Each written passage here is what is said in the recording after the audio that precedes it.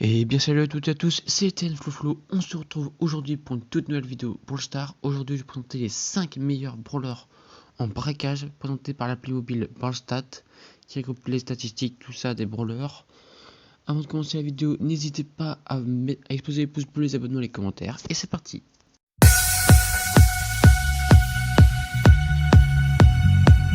Le 5ème brawler est Spike du fait de ses lourds dégâts sur le coffre s'il est au corps à corps et de son gadget qui peuvent se révéler très efficaces contre le coffre, car il fait plus de 15 000 dégâts, ce qui peut faire près de 30% sur le coffre.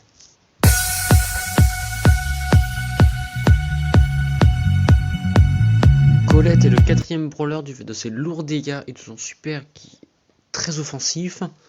Du fait de ses lourds dégâts, elle peut renverser totalement la situation, si vous savez bien la gérer.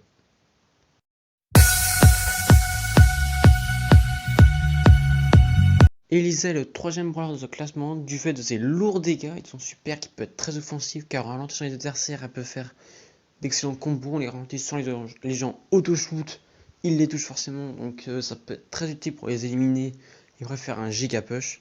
C'est vraiment la super la plus offensive du jeu et elle est très technique.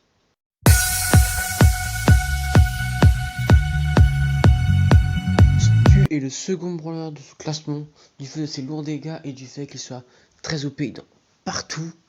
Très OP du fait de ses dégâts, de son gadget qui peut être très offensif et de son super qui peut faire esquiver les coups.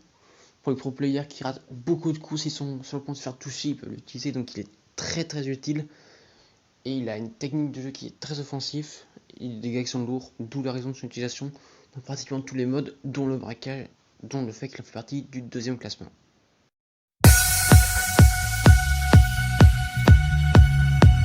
Belle est le premier brawler de ce classement du fait de ses lourds dégâts et du fait qu'ils peuvent tourner en boucle, donc ils peuvent continuer tout le temps.